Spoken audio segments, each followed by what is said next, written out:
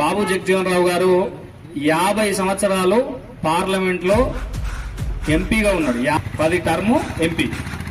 అదేవిధంగా 30 సంవత్సరాలు కేంద్ర మంత్రి. వ్యవసాయ శాఖకు మంత్రిగా చేసిండు, కార్మిక శాఖకు మంత్రిగా చేసిండు, అదేవిధంగా రక్షణ రంగానికి మంత్రిగా చేసిండు. ఒకప్పుడు మనందరికీ తెలుసు హరిత విప్లవం అసలు ఎట్లొచ్చిందంటే అన్న ఎవరికి అన్నం దొరకని పరిస్థితులలో స్వామినాథన్ అని చెప్పేసి హరిత విప్లవం గురించి మనందరం చదువుకుంటాం. ఆ హరిత విప్లవాన్ని తీసుకొచ్చింది కూడా బాబు జగజీవన్ రావు గారు. ఆ టైంలో వ్యవసాయ శాఖ మంత్రి జగజీవన్ రావు గారు.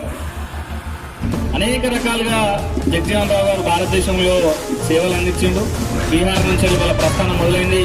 కానీ అంబేద్కర్ గారికి వచ్చినంత ప్రాచుర్యం జగజీవన్ రావు గారికి రాలేదు. అసలు ఎన్నడూ ప్రధానమంత్రి కావాల్సింది, కానీ ఎమర్జెన్సీ టైంలో 1978 ఆ ఎమర్జెన్సీ టైంలో ఇందిరాగాంధీని పూర్తిగా వ్యతిరేకించి జగజీవన్ రావు కాంగ్రెస్ అనే ఒక పార్టీ పెడతాడు. పార్టీ పెట్టి ఆ పార్టీ ద్వారా 17 మంది ఎంపీలను గెలిపిస్తాడు. ఎమర్జెన్సీ టైంలో ఇందిరాగాంధీని వ్యతిరేకించినటువంటి వ్యక్తులలో బాబు జగజీవన్ రావు గారు కూడా ఒక ప్రముఖమైన వ్యక్తి. అంతటి రాజకీయ చైతన్యాన్ని కలిగినటువంటి